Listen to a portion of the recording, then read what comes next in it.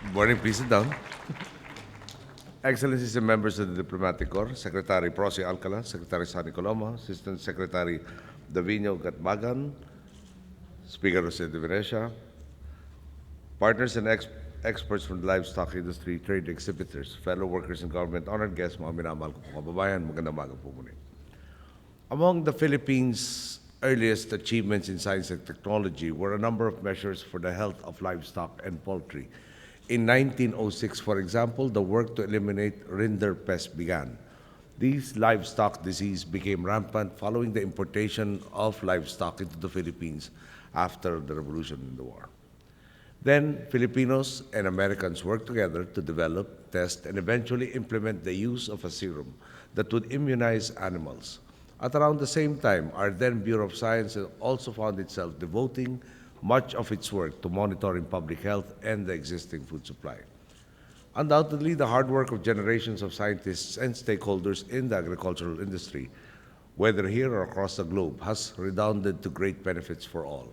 Rinderpest has been eradicated, and countries have put in place controls to prevent the proliferation of other animal diseases still in existence.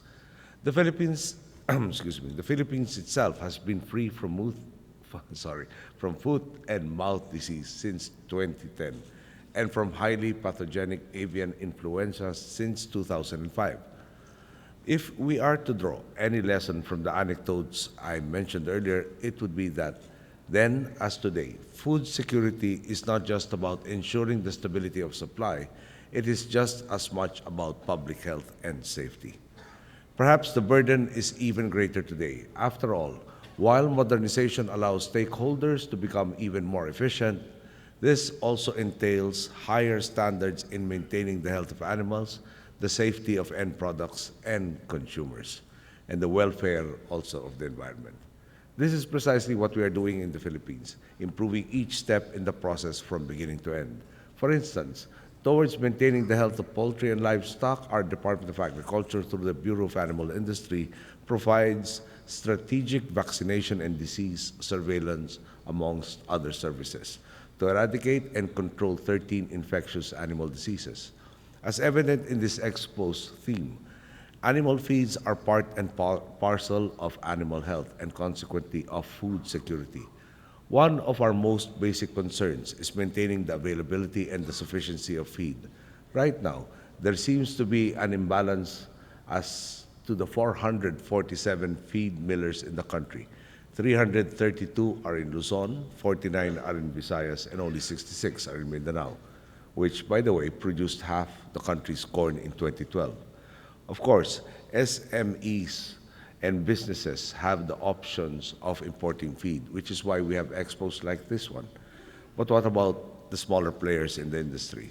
This is why, to develop the market for animal feeds in the country and to ensure the availability and constancy of supply, the Department of Agriculture is drafting the livestock, poultry, and feed crops industry roadmap, which will be completed, I'm told, by the end of the month. Through this roadmap, initiatives such as feed, farming, milling, and livestock and poultry integration partnerships will benefit more than 850,000 small corn farmers and backyard livestock, and poultry raisers in the first 3 years of implementation alone. Other measures, such as the antimicrobial resistance program, which will monitor the use of antibiotics in feed and veterinary products beginning in 2014, will also help to ensure the safety of animal feeds. The work does not end there. Our government is also constructing the necessary infrastructure to facilitate the growth of agriculture in the country. Farm to market roads, or FMRs, constructed and rehabilitated from 2011 to June 2013 have linked 1,147 barangays to main road networks and markets, benefiting 300,000 of our farmers. And for the future, our Department of Public Works and Highways will be partnering with the Department of Agriculture to construct even more farm-to-market roads to benefit even more barangays. Even better news, these roads will be constructed with the same efficiency that the DPWH has displayed in its other projects, producing better quality roads at a lower cost, mostly ahead of time. This on top of the ports, airports, and other transport hubs we are constructing and upgrading to improve transport and travel across the archipelago. Right now, we also have a total of 131 operational accredited livestock auction markets across the country.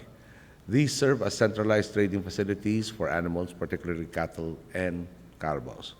These LOMs ensure the health of livestock by requiring veterinary health certificates for all livestock entering the facility, all of which still undergo inspections by on-site veterinarians as an added measure.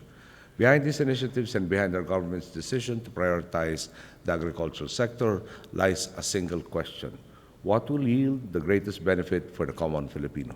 This has guided all our efforts. The roads and trading centers constructed under our watch bring farmers closer to the markets and facilitate the movement of goods. Disease control and health mechanisms are in place to ensure that the pork or chicken products that find their way to the dinner tables of our countrymen are safe for consumption.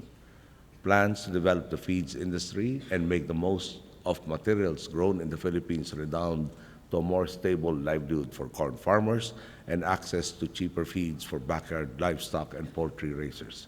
And events like today's bring local and foreign stakeholders together, hopefully to forge partnerships that will spur the growth of the Philippine livestock and poultry industry. This event shows that government is not alone in its effort. The sheer number of attendees alone assures me that the expo and conference is indeed a breeding ground for even greater opportunities for the industry. So I encourage you to make the most of this event, explore the offerings of the different exhibitors, ask questions, build your networks, and participate in the discussions that will take place in the next few days. I am certain that we can all find ways to help each other and to profit at the same time. After all, in the same way that cooperation between Filipinos and Americans allowed our country to surpass an epidemic of rinderpest in the early 20th century, so too will the sharing of knowledge and best practices in this event allow us to surpass the challenges that remain and to advance the industry. Thank you. Good day.